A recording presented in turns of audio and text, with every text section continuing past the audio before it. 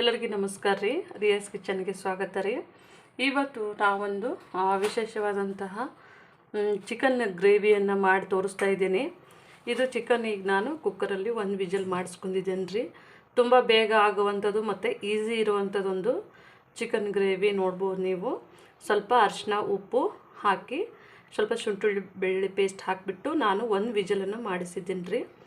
ಈಗ ಇದಕ್ಕೆ ನಾವು ಮಸಾಲವನ್ನು ರೆಡಿ ಮಾಡ್ಕೊಳ್ಳೋಣ. ಈಗ ನಾವು ಬಾಣಲೆಯನ್ನು ಬಿಸಿಗೆ ಇಟ್ಕೊಂಡಿದ್ದೇವೆ ರೀ. ಇದಕ್ಕೆ ಒಂದು 3 ಟೇಬಲ್ ಸ್ಪೂನಷ್ಟು ಆಯಿಲನ್ನು ಹಾಕೊಳ್ಳೋಣ್ರಿ. ನಾವು ಚಿಕನ್ ಬೇಯಿಸ್ಬೇಕಾದ್ರೂ ಹಾಕ್ಕೊಂಡಿದ್ದೇವೆ ರೀ, ಮತ್ತು ಇವಾಗೂ ಹಾಕ್ತಾಯಿದ್ದೀವಿ. ತುಂಬ ಬೇಗ ಆಗುವಂಥದ್ದು ಇದು. ಇವಾಗ ಸ್ವಲ್ಪನೇ ಈರುಳ್ಳಿ ಹಾಕ್ತಾಯಿದ್ದೀನಿ ರೀ. ಅಂದ್ರೆ ನಾನು ಕಡಿಮೆ ಪ್ರಮಾಣದಾಗ ತೊಗೊಂಡಿದ್ದೀನಿ ನೋಡಿರಿ. 1/4 kg ಅಷ್ಟೇ ಮಾಡ್ತಾಯಿರೋದು. ಹಾಗಾಗಿ ನಾನು ಈ ಮಸಾಲವನ್ನು ಸ್ವಲ್ಪನೇ ತೆಗೆದು 1/4 kg ಲೆಕ್ಕದಲ್ಲಿ ನಾನು ಮಾಡಿರೋದು. ಈಗ ನೋಡ್ಬೋದು ಸ್ವಲ್ಪ ಕರಿಬೇವು ಸೊಪ್ಪನ್ನು ಹಾಕ್ತಾಯಿದ್ದೀವಿ ರೀ. ಈಗ ನಾವು ಖಾರವನ್ನು ರುಬ್ಲಿಕ್ಕೆ ಅಂತೇಳಿ ಹಾಕೊಳ್ಳೋಣ್ರಿ. ಇದು ನೋಡ್ಬೋದು ಒಂದು ದೊಡ್ಡದು ಮೀಡಿಯಮ್ ಸೈಜ್ ಈರುಳ್ಳಿಯನ್ನು ತೊಗೊಂಡಿದ್ದೀನಿ ರೀ. ಈ ಥರ ಕಟ್ ಮಾಡಿ ಇಟ್ಕೊಂಡಿದ್ದೇನೆ. ನಾನಿಲ್ಲಿ ಒಂದು 3 ಏಲಕ್ಕಿಯನ್ನು ಹಾಕ್ತಾಯಿದ್ದೀನಿ ರೀ.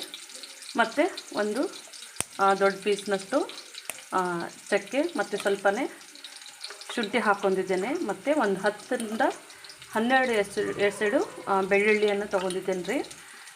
ಇಲ್ಲಿ ನೋಡ್ಬೋದು ಒಂದು ಸಣ್ಣ 2 ಟೊಮೆಟೊವನ್ನು ಕಟ್ ಮಾಡಿ ಇಟ್ಕೊಂಡಿದ್ದೇನೆ. ಒಂದು ಸ್ವಲ್ಪನೇ ಒಂದು ಅರ್ಧ ಹಿಡಿಯಷ್ಟು ಕೊತ್ತಂಬರಿ ಸೊಪ್ಪು ಮತ್ತು ಸ್ವಲ್ಪ ಪುದೀನ ಸೊಪ್ಪು ರೀ.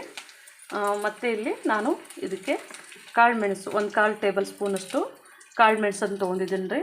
ಮತ್ತು ಇಲ್ಲಿ ನೋಡ್ಬೋದು ನೀವು, ನಾನಿಲ್ಲಿ 1 ಟೇಬಲ್ ಸ್ಪೂನಷ್ಟು ಗಸಗಸೆ. ಇದು ತುಂಬ ಒಳ್ಳೆ ಟೇಸ್ಟ್ ಕೊಡುತ್ತೆ, ಹಾಗಾಗಿ ನಾನು ಗಸಗಸೆಯನ್ನು ತೊಗೊಂಡಿದ್ದೇನೆ ರೀ. ಒಂದು ಸ್ವಲ್ಪನೇ ಅಂದರೆ 1/4 ಪೀಸ್ನಷ್ಟು ತೆಂಗಿನಕಾಯಿ ತುರಿಯನ್ನು ಹಾಕ್ಕೊಂಡಿದ್ದೀನಿ ರೀ. ಇವಾಗ ನೋಡ್ಬೋದು ರೀ, ನಮ್ಮ ಮಸಾಲ ರುಬ್ಬಕ್ಕೆ ಸ್ವಲ್ಪನೇ ನಾನು ಇದಕ್ಕೆ ನೀರನ್ನು ಸೇರಿಸ್ಕೊತಾ ಇದ್ದೀನಿ. ಸೇರಿಸ್ಕೊಂಡು ಇವಾಗ ನಾವು ಇದನ್ನು ಮಿಕ್ಸಿ ಮಾಡ್ಕೊಳ್ಳೋಣ. ಈಗ ನೋಡ್ಬೋದು ನಮ್ಮದು ಇದು ಸ್ವಲ್ಪ ಕಲರ್ ಚೇಂಜ್ ಆಗಿದೆ. ನಾವು ಇದಕ್ಕೆ ನೋಡ್ರಿ, ನಾವು ಬೇಯಿಸಿರುವಂಥ ಚಿಕನನ್ನು ಹಾಕ್ತಾಯಿದ್ದೀನಿ. ಇದನ್ನು ಚೆನ್ನಾಗಿ ನಾವು ಮಿಕ್ಸ್ ಮಾಡ್ಕೊಳ್ಳೋಣ ರೀ. ಈಗ ನಮ್ದು ಇದು ಬೆಂದಿದ್ದಕ್ಕೆ ನೋಡಿರಿ, ಸ್ವಲ್ಪನೇ ನಾನಿಲ್ಲಿ 1.5 ಟೇಬಲ್ ಸ್ಪೂನನ್ನು ಅಚ್ಚ ಖಾರದ ಪುಡಿ, 1 ಟೇಬಲ್ ಸ್ಪೂನಷ್ಟು ಧನಿಯಾ ಪುಡಿಯನ್ನು ಹಾಕುತ್ತಾ ಇದ್ದೇನೆ. ಮತ್ತು ಇದಕ್ಕೆ ನೋಡಿರಿ, ಇವಾಗ ನಾನು 1 ಟೇಬಲ್ ಸ್ಪೂನಷ್ಟು ಗರಂ ಮಸಾಲ ನೀವು ಯಾವುದಾದ್ರೂ ತೊಗೋಬೋದು, ಇದೆ ಅಂತಿಲ್ಲ. ನೀವು ಯಾವುದು ರೆಗ್ಯುಲರ್ ಯೂಸ್ ಮಾಡ್ತೀರಿ ಅದು. ನಾನು ಇಲ್ಲಿ 1 ಟೇಬಲ್ ಸ್ಪೂನಷ್ಟು ಗರಂ ಮಸಾಲವನ್ನು ಹಾಕ್ತಾಯಿದ್ದೀನಿ ರೀ.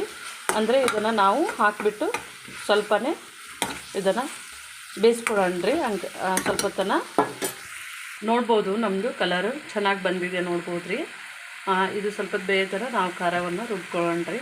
ಈಗ ನೋಡ್ಬೋದು ರೀ, ನಮ್ಮದು ಮಸಾಲ ರೆಡಿ ಆಗಿದೆ. ಈಗ ನಮ್ಮದು ಗ್ರೇವಿದು ನೀರೆಲ್ಲ ಹೋಗಿದೆ ನೋಡ್ಬೋದು. ಇದಕ್ಕೆ ಹಾಕಿ ನಾವು ಮಿಕ್ಸ್ ಮಾಡೋಣ ರೀ. ಈಗ ಇದನ್ನು ಚೆನ್ನಾಗಿ ನಾವು ಮಿಕ್ಸ್ ಮಾಡೋಣ ರೀ. ತುಂಬ ಒಳ್ಳೆಯ ಒಂದು ಟೇಸ್ಟ್ ಆದಂಥದ್ದು ರೀ, ಮತ್ತು ತುಂಬ ಬೇಗ ಸುಲಭವಾಗಂಥದ್ದು. ಯಾಕಂದರೆ ನಾನು ಮಿಕ್ಸಿನಲ್ಲಿ ಇದು ಕುಕ್ಕರಲ್ಲಿ ಸ್ವಲ್ಪ ನಾವು ಬೇಯಿಸ್ಕೊಂಡು ಇಟ್ಕೊಂಡ್ರೆ ಇದು ನಿಮಗೆ ಗೊಜ್ಜು ಮಾಡೋಕ್ಕೆ ತುಂಬ ಈಸಿ ಆಗುತ್ತೆ. ನೀವು ಮಸಾಲ ಇಷ್ಟು ಹಾಕಂದ್ರೆ ಸಾಕು, ನಿಮಗೆ ಗ್ರೇವಿ ರೆಡಿ ಆಗುತ್ತೆ. ಈಗ ನೋಡಿರಿ, ಈಗ ಇದು ಸ್ವಲ್ಪ ನೀರನ್ನು ಹಾಕತ್ತಾ ಇದ್ದೀವಿ. ಈಗ ನಾವು ಇದಕ್ಕೆ ರುಚಿಗೆ ತಕ್ಕಷ್ಟು ಉಪ್ಪನ್ನು ಹಾಕೋಣ. ಮುಂಚೆ ಹಾಕಿದ್ದೆವು, ಆದರೆ ಇವಾಗ ಒಂಚೂರು ಹಾಕಿಬಿಟ್ಟು ನಾನು ಇದನ್ನು ಒಂದು 5 ನಿಮಿಷಗಳ ಕಾಲ ಬಿಸಿ ಮಾಡ್ಕೊತೀನಿ ರೀ. ಈಗ ನಾವು ಮುಚ್ಚಳವನ್ನು ಮುಚ್ಚಿ ಒಂದು 5 ನಿಮಿಷಗಳ ಕಾಲ ಬೇಯಿಸಿದ್ರೆ ನಮ್ಮದು ರೆಡಿ ಆಗುತ್ತೆ. ಈಗ ನೋಡ್ಬೋದು ನೀವು, ನಮ್ಮದು ನೋಡ್ರಿ ನೀರು ಬಿಟ್ಕೊಂಡಿದೆ ನಮ್ಮದು ಚಿಕನ್ ಎಲ್ಲ. ಒಂದು 5 ನಿಮಿಷಗಳ ಕಾಲ ನೋಡಿರಿ, ಈ ಥರ ನಮ್ಮದು ಚಿಕನ್ನು ತುಂಬ ಚೆನ್ನಾಗಿ ಇದು ತುಂಬ ಟೇಸ್ಟಾಗಿರುತ್ತೆ. ಇದೊಂದು ಗ್ರೇವಿ ನೀವು ಒಂದು ಸತಿ ಮಾಡಿ ನೋಡಿರಿ. ಚಪಾತಿಗೆ, ಅನ್ನಕ್ಕೆ, ಮುದ್ದೆಗೆ ಎಲ್ಲದಕ್ಕೂ ತುಂಬ ಚೆನ್ನಾಗಿರುತ್ತೆ ನಮ್ಮದು ಗ್ರೇವಿ. ನೋಡ್ಬೋದು ನೀವು ಮನೆಯಲ್ಲಿ ಇದೇ ಥರನೇ ಮಾಡ್ಕೊಳ್ಳಿ, ತುಂಬ ಟೇಸ್ಟಾಗಿರುತ್ತೆ.